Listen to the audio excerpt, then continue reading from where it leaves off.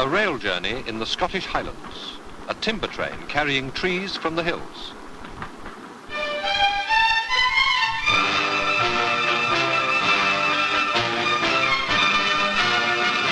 Starting at Crianlarich on its 63-mile journey, the train moves northwest into lonely country and on to Bridge of Orchy and Rannoch Moor. Each day, a trainload of specially constructed wagons, 20 in all, carries 350 tons of logs, 60,000 tons a year, from the Scottish forests to Corpac near Fort William.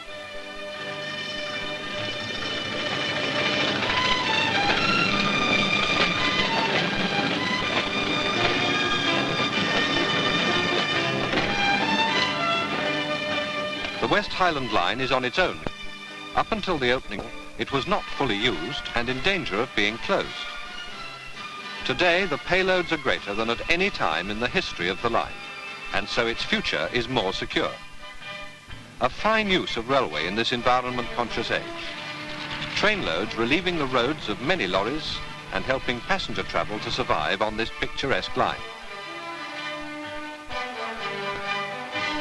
The pulp mill has given a boost to industry and revitalized the life of the district. From timber to concrete, another example of the continuous flow of freight. Pre-stressed concrete beams for a new motorway viaduct for Basildon Development Corporation in Essex. From the factory at Tallington in Lincolnshire, right to the door, as it were.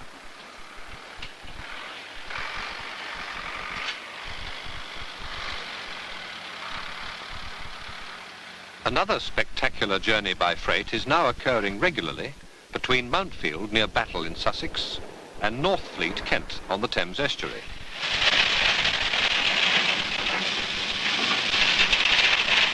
Gypsum is mined at Mountfield. Crushed to gravel-like proportions, the mineral is conveyed 1.5 miles up through the Sussex soil and then tumbled onto the train, 17 wagon loads at a time. Daily, the train sets off on its 50-mile journey through the Sussex Weald and away up to Kent.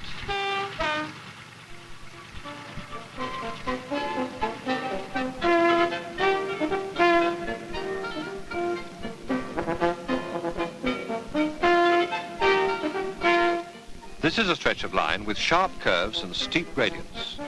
And in the days before fully braked trains, the driver needed very special skill to draw these heavy loads.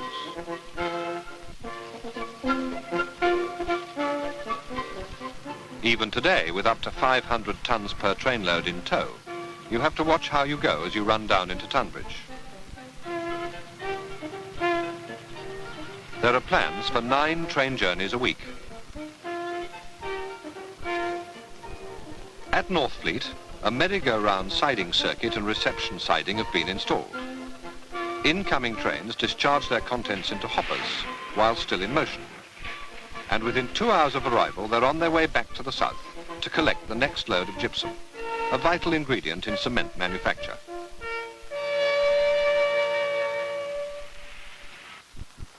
And now to the world of electronics. This is a rail testing train which uses ultrasonic eyes to detect and record hidden flaws in the metal of the permanent way. Travelling at 20 miles an hour, the scanning probes are carried on a trolley between the wheels. They slide along the surface of the rail on a thin film of water, which acts as lubricant and conductor. Using the principle of high-frequency sound, signals from the probes are monitored and then recorded on film. There are 5 monitors to each rail, receiving photographs, as it were, of the subject from different angles.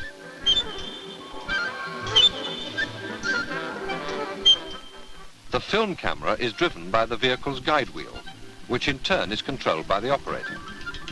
The probes are controlled from the driver's cab.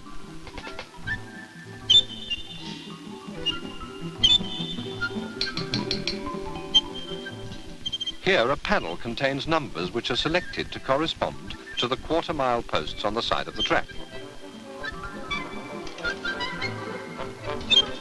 These are recorded on the film and thus identify exactly the section of track being tested.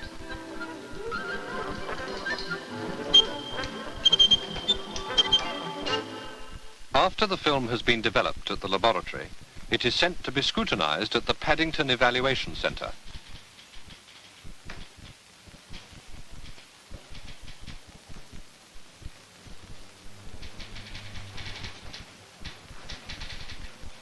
The visual pattern created by the original sound readings is easily understood.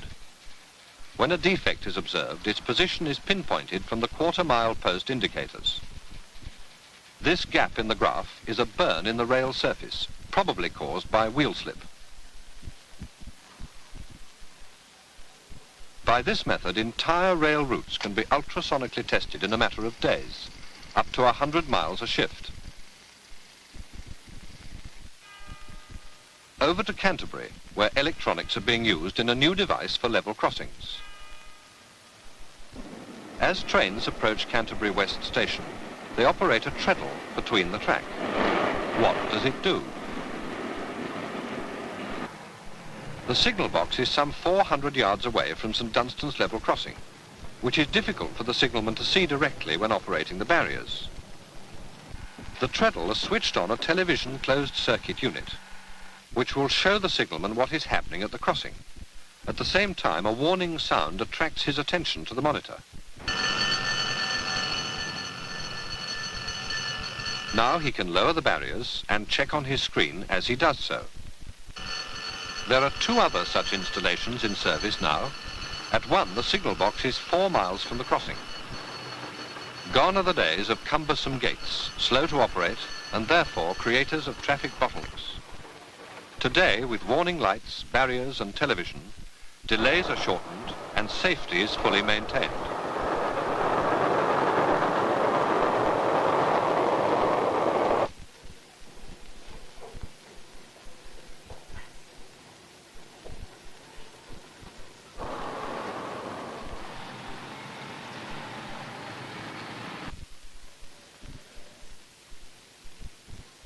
From safety for the public to information for the public.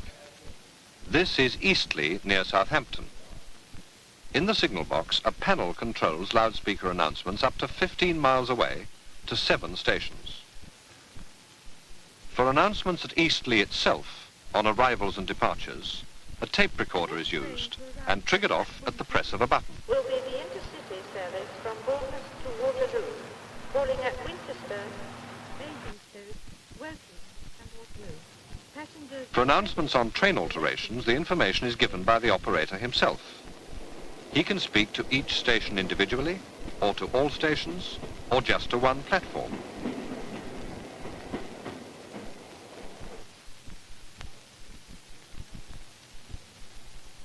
Here is a special announcement. Passengers waiting for the London train. Thus, the travelling public is kept in immediate touch with what is happening to their In the trains. Southampton area. They are informed by the man at the source of all information, in the signal box itself.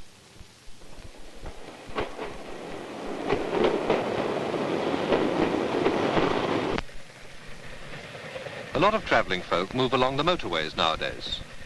However, if you place your station in the right spot, in this case near an intersection of the M4 and M5, the chances are that they will be tempted wisely to go by train.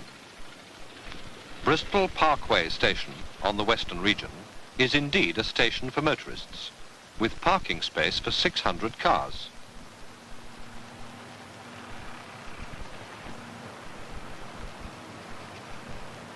The motorist can step straight onto British Rail's intercity network. He can, for example, leave here at 8 a.m. and be in Aberdeen the same evening. He has a choice of 25 trains a day to and from London, and of 6 to and from Birmingham and the north. Or he can go to South Wales or Devon and Cornwall. The station lies on the crossroads of rail routes leading from London to South Wales and from the north to the southwest.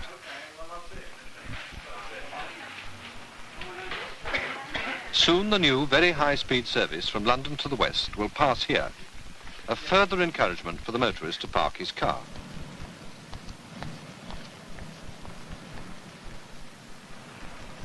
Soon after it opened, Richard Marsh, chairman of British Rail, visited the station and talked of its anticipated success.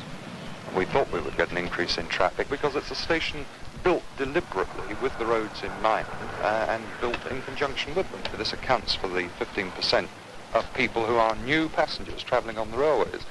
There are all sorts of lessons in it. It's about the first station we've built since nationalisation. And if you spend money, then people will use the railways.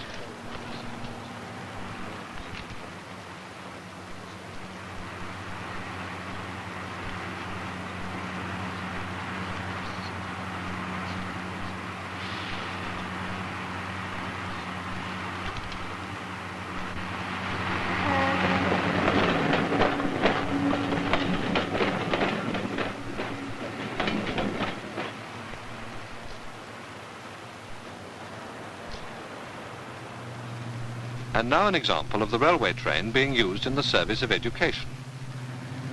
The Confederation of British Industries recently acquired a train for a period of months in order to enable industrialists and executives to face up to the problems and take advantage of the opportunities arising from our joining the European Economic Community.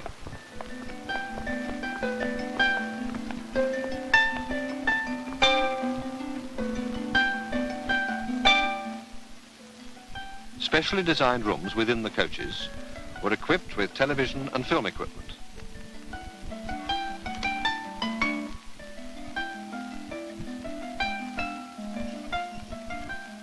The 6-hour day of teaching was divided into several sessions on subjects ranging from European industrial relations to coming changes in British taxation.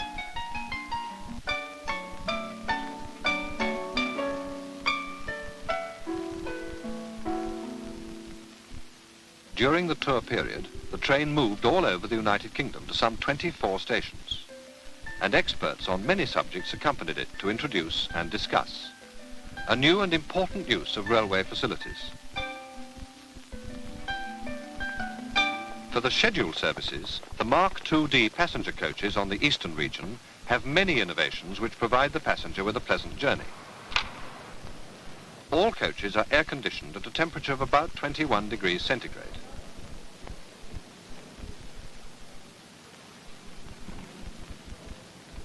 Seats can be adjusted to suit individual requirements. Double glazed windows are tinted on the outer layer to reduce radiant heat from the sun by 50%, but not the amount of light transmitted.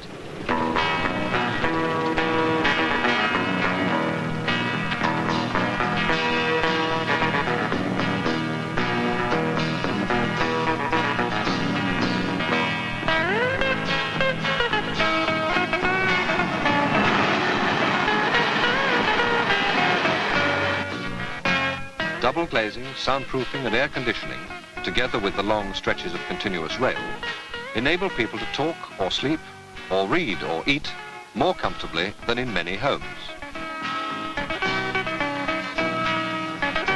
Public address announcements keep the passenger informed. They're on tape, automatically operated by a device which interprets the mileage from an axle on the train. Welcome to passengers who join the train at York. We shall be calling at Newcastle, Edinburgh, and certain stations between Edinburgh and Aberdeen.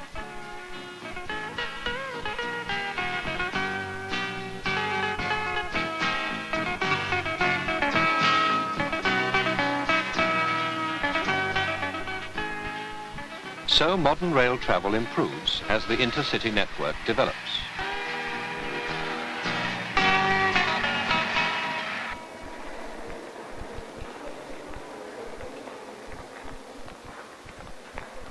The main hall at Waverley Station, Edinburgh, was built in 1897, an impressive piece of late Victoriana. Today it has been updated to meet new requirements. The waiting area has underfloor heating and seats for 50 people. The main feature is the travel centre counter, more than 60 feet long. It can contain all the work previously dealt with at 2 booking offices and separate inquiry and reservation offices.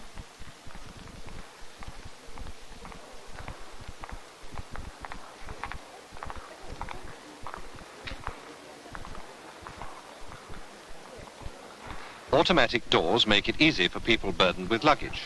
Not so many porters about these days, and they help in winter to keep the heat in.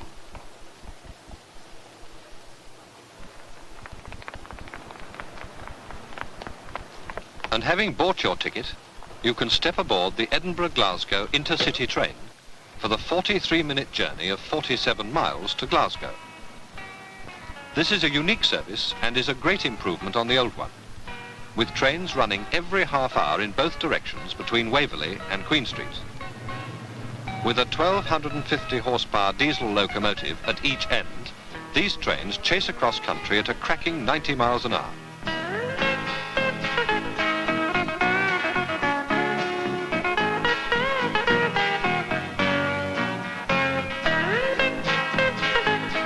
Realignment of the track at certain points was needed to achieve this, and now Scotland has one of the finest intercity services in Britain.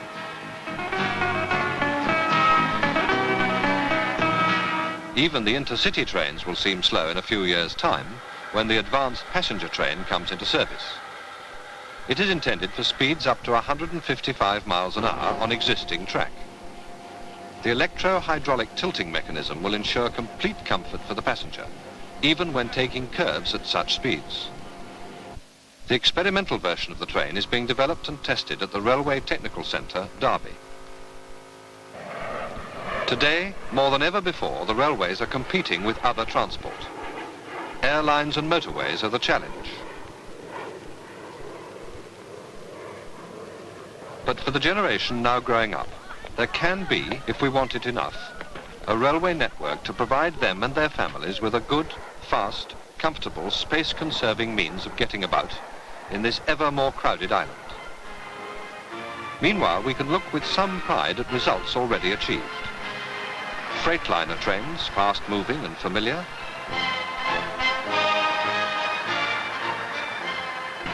Intercity trains, the ideal alternative to congested roads. Apart from the trains themselves, the vast amount of new equipment needed to keep this complicated industry of movement in operation.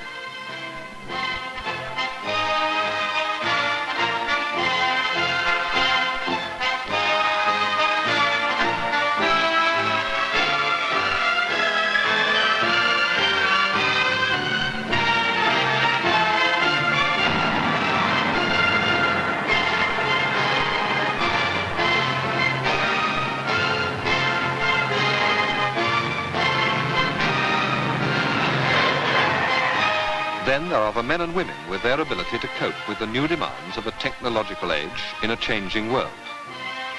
They are in an industry which is both old and new, necessary in the past, necessary now, and vital to our future.